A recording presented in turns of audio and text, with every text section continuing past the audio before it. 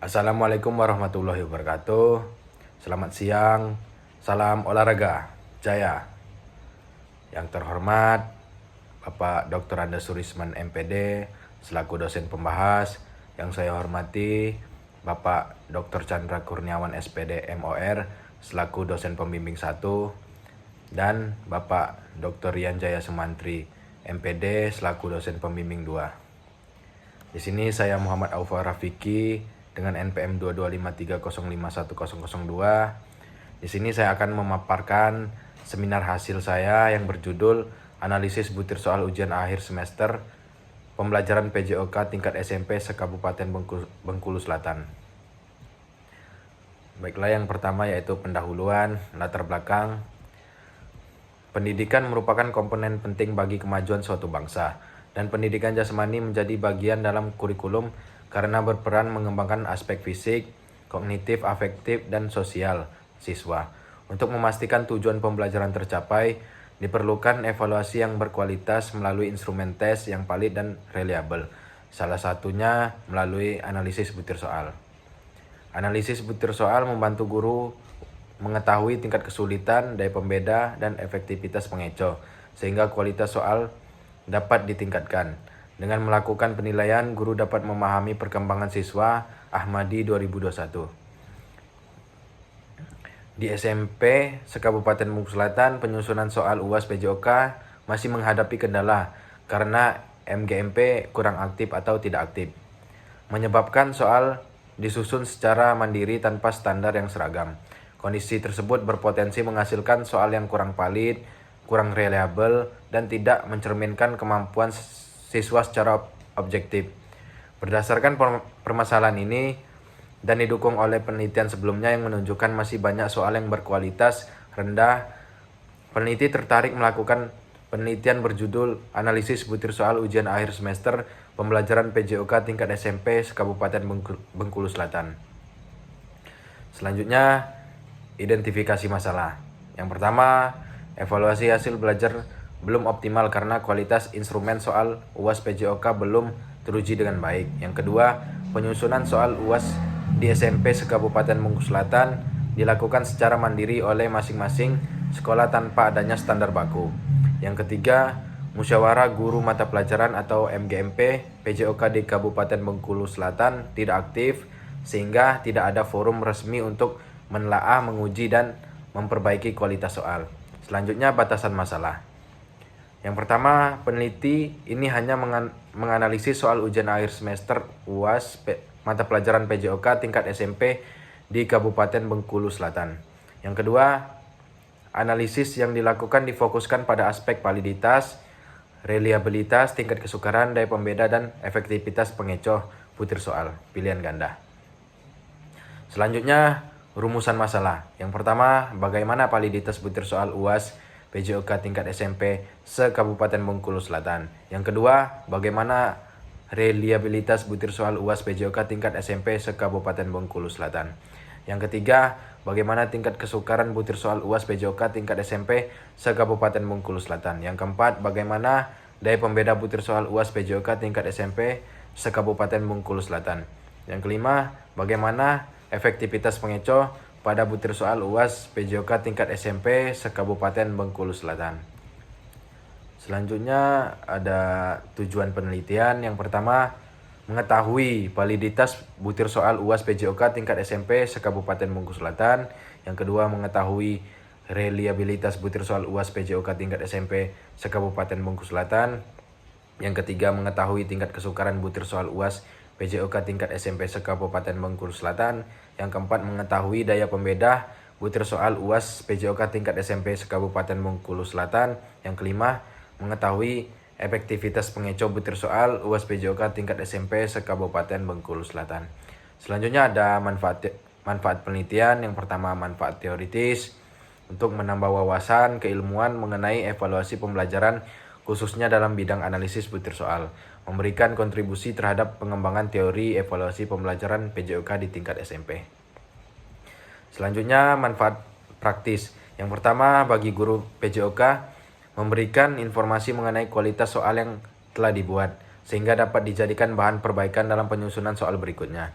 Yang kedua, bagi sekolah, menjadi dasar evaluasi dalam meningkatkan mutu pembelajaran dan penilaian hasil belajar siswa. Yang ketiga, bagi MGMP PJOK, memberikan masukan untuk mengaktifkan kembali peran MGMP dalam mengembangkan dan menstandarkan instrumen penilaian. Selanjutnya ada tinjauan pustaka, pembelajaran pendidikan jasmani. Pembelajaran pendidikan jasmani adalah proses pendidikan dengan memanfaatkan aktivitas fisik untuk mendapatkan perubahan dalam kualitas individu, baik dalam hal fisik, mental, serta emosional. Pembelajaran pendidikan jasmani atau aktivitas fisik yang ada pada pembelajaran PJOK mengacu pada Permendikbud nomor 56 tahun 2022, yaitu alokasi pelajaran adalah 2 JP, yang mana 1 JP adalah 45 menit. Haris dan Maksum 2023. Selanjutnya, analisis butir soal. Analisis butir soal adalah suatu kegiatan yang dilakukan untuk mendapatkan informasi mengenai kualitas butir soal. Seorang pendidik perlu melakukan analisis terhadap butir soal agar tes yang diberikan untuk peserta didik dapat mengukur tingkat pemahaman siswa terhadap materi dengan baik dan tidak ragu dalam memberikan nilai terhadap peserta didik. Jana 2019. Selanjutnya ada evaluasi. Menurut Muhammad Ali 2014, evaluasi merupakan suatu kegiatan yang dilakukan untuk membuat penilaian tentang nilai sesuatu. Menurut Sugiono 2015, evaluasi adalah proses untuk mengetahui seberapa jauh perencanaan dapat dilaksanakan dan seberapa jauh tujuan program tercapai. Selanjutnya ada penelitian relevan. Yang pertama dari Amelia Laraswati dengan judul Analisis Butir Soal Ujian Akhir Semester Ganjil Mata Pelajaran Pendidikan Jasmani, Olahraga dan Kesehatan pada Siswa Kelas 5 SD Negeri Trowono 1 Kabupaten Gunung Kidul tahun pelajaran 2021-2022. Yang kedua ada dari Ahmad Imron Rosadi dengan judul Analisis Kualitas Butir Soal Pilihan Ganda Ulangan Akhir Semester Genap Mata Pelajaran PJOK di SMKN 1 Kasihan Bantul tahun ajar 2019-2020. Selanjutnya ada kerangka berpikir, yaitu di mana analisis butir soal harus dilakukan untuk mengetahui yang pertama yaitu validitas, yang kedua reliabilitas, yang ketiga tingkat kesukaran, yang keempat daya pembeda, dan yang kelima efektivitas pengeco. Selanjutnya hasil analisis butir soal UAS sudah diketahui dari segi validitas, segi reliabilitas, tingkat kesukaran, daya pembeda, dan efektivitas pengeco. Butir soal UAS PJOK siap digunakan untuk periode selanjutnya. Selanjutnya, metodologi penelitian. Desain penelitian. Desain penelitian ini menggunakan metode penelitian kuantitatif deskriptif. Penelitian kuantitatif. Penelitian kuantitatif didefinisikan sebagai investigasi sistematis terhadap fenomena dengan mengumpulkan data yang dapat diukur dengan melakukan teknik statistik, matematika, atau komputasi. Kamirudin et al. 2022. Waktu dan tempat penelitian ini dilakukan di 5 SMP yang ada di Bengkulu Selatan dan dilaksanakan dalam waktu 2 bulan mulai dari bulan September sampai bulan Oktober 2025. Selanjutnya ada populasi dan sampel. Populasi yang digunakan untuk penelitian ini adalah 5 SMP yang ada di Bengkulu Selatan. Setiap SMP diambil 1 kelas. Sampel penelitian ini menggunakan teknik total sampling, yakni di mana seluruh anggota populasi dijadikan sampel yang akan digunakan dalam penelitian jumlah dari 5 SMP di Bengkulu Selatan. Selanjutnya ada metodologi penelitian, definisi konseptual dan operasional variabel. Variabel yang pertama, validitas butir soal. Definisi konseptual, validitas adalah sejauh mana ketepatan dan kecermatan suatu alat ukur dalam melakukan fungsi ukurnya. Arikunto 2018. Definisi operasional menunjukkan sejauh mana butir soal UAS PJOK dapat mengukur apa yang seharusnya diukur. Indikator korelasi skor butir dengan skor total. Teknik analisis korelasi produk momen. Selanjutnya variabel reliabilitas soal.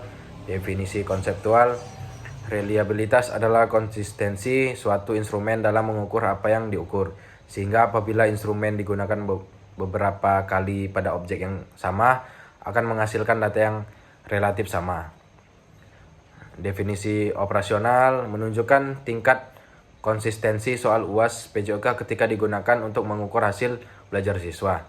Indikator konsistensi jawaban siswa. Teknik analisis rumus Cronbach-Alpha.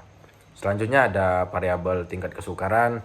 Definisi konseptual tingkat kesukaran soal adalah peluang untuk menjawab benar suatu soal pada tingkat kemampuan tertentu. Sujana 2012. Definisi operasional menggambarkan mudah atau sulitnya suatu butir soal UAS PJOK. Indikator proporsi siswa yang menjawab benar. Teknik analisis rumus P sama dengan B per JS, di mana B itu benar, JS jumlah siswa.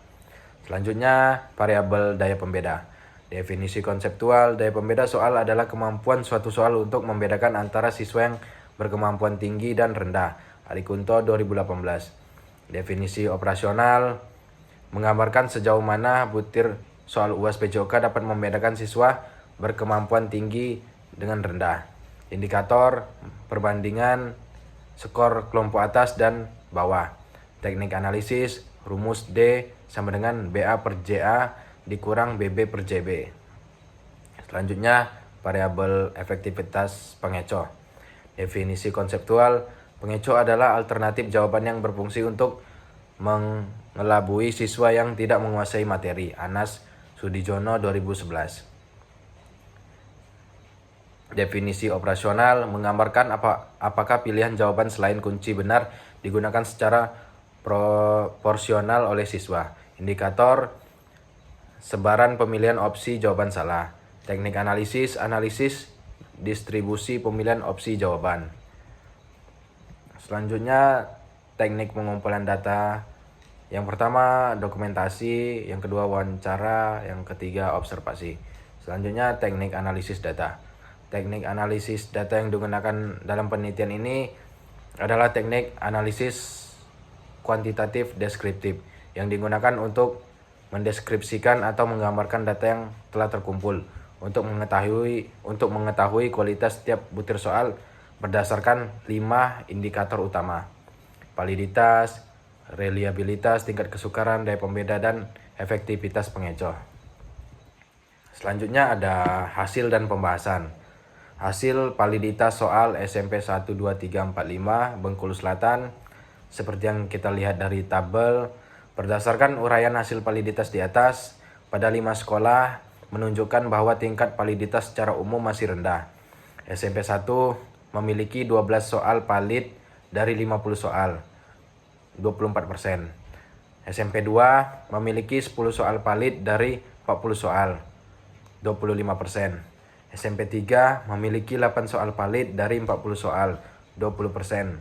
Sementara SMP 4 menjadi sekolah dengan presentase validitas tertinggi, yaitu 6 soal valid dari 20 soal, 30%. SMP 5 memiliki presentase validitas terendah dengan hanya 2 soal valid dari 30 soal, 6,7%.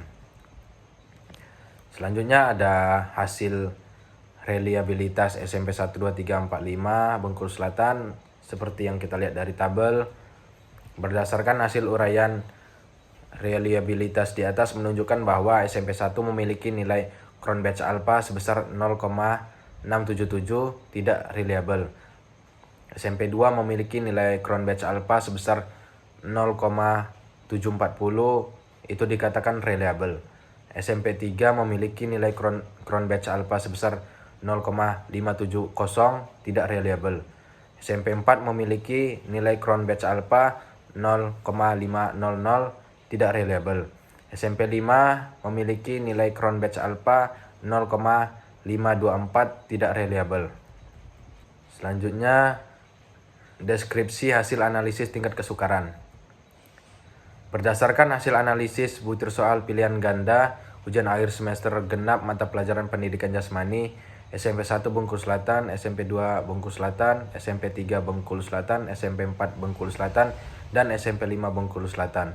Melalui program bantuan Excel diperoleh hasil bahwa dari keseluruhan 50 soal pilihan ganda SMP 1 menunjukkan 27 soal dapat dikatakan 54% soal dalam kategori sedang.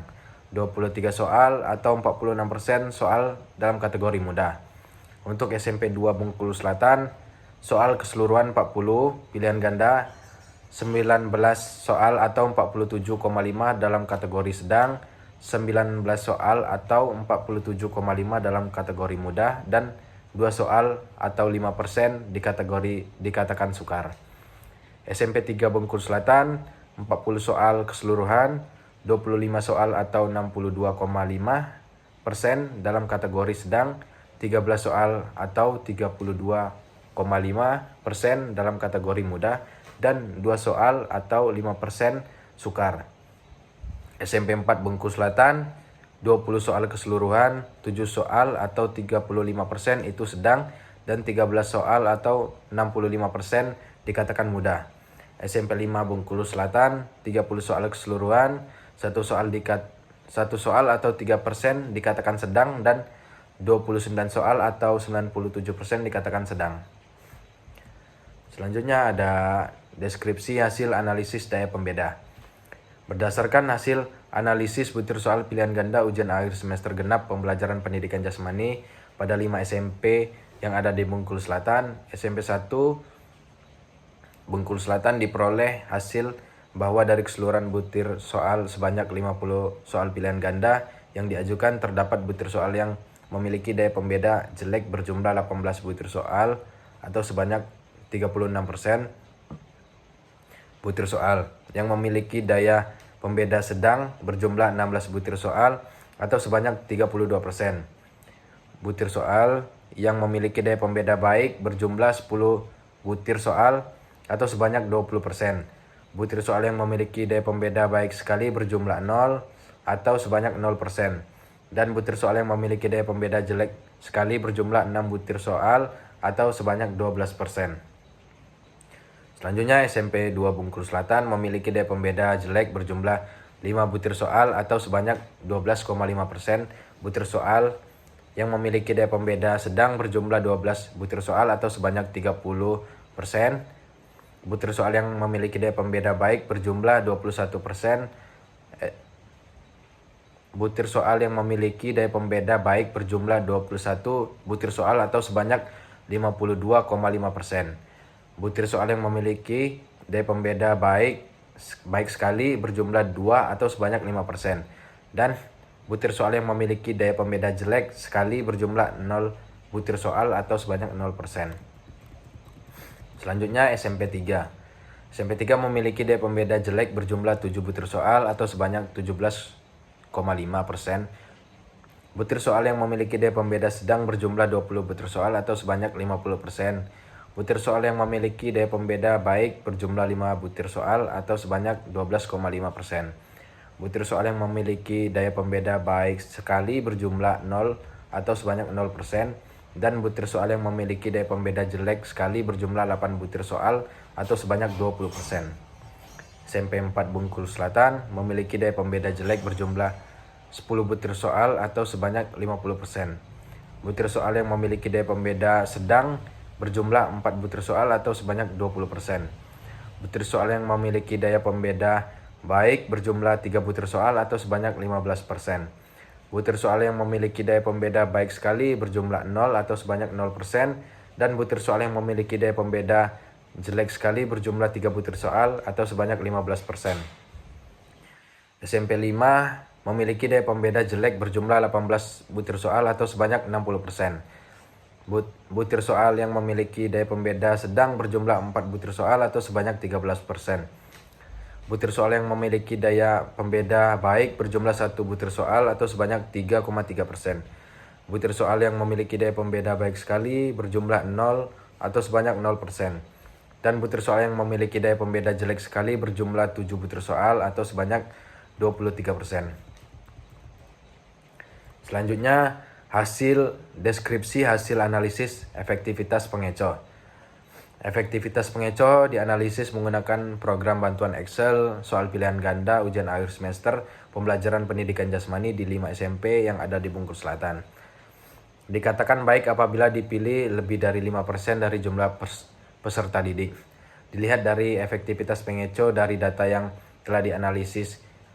SMP 1 Bengkulu Selatan didapatkan hasil bahwa dari 50 butir soal terdapat 14 butir soal atau 28% soal dalam kategori sangat baik, 34 butir soal atau 68% soal dalam kategori baik, 2 butir soal atau 4% dalam kategori kurang baik, 0 butir soal atau 0% soal dalam kategori jelek, 0 butir soal atau 0% soal dalam kategori sangat jelek.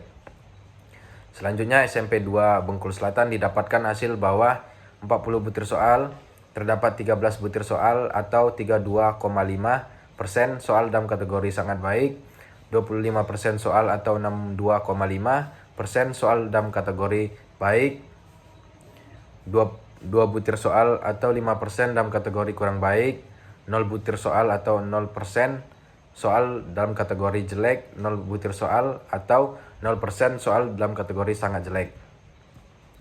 SMP 3 Bengkulu Selatan didapatkan hasil bahwa dari 40 butir soal terdapat 8 butir soal atau 20% soal dalam kategori sangat baik, 22 butir soal atau 55% soal dalam kategori baik, 10 butir soal atau 25% dalam kategori kurang baik, 0 butir soal atau 0% soal dalam kategori jelek, 0 butir soal atau 0% soal dalam kategori sangat jelek.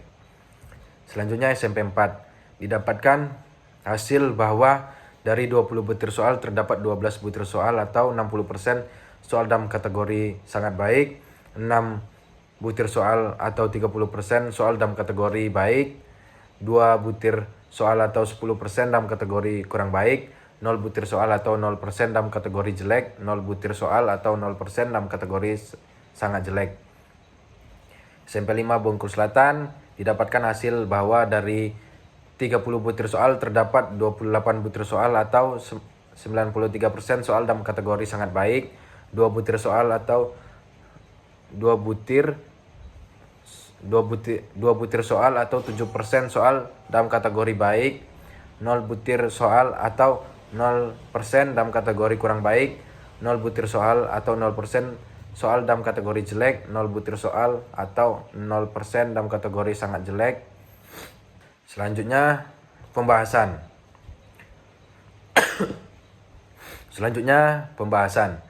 Bagaimana validitas butir soal UAS PJOK tingkat SMP se-Kabupaten Bengkulu Selatan. Validitas butir soal, hasil analisis menunjukkan bahwa tingkat validitas soal di seluruh sekolah masih tergolong rendah.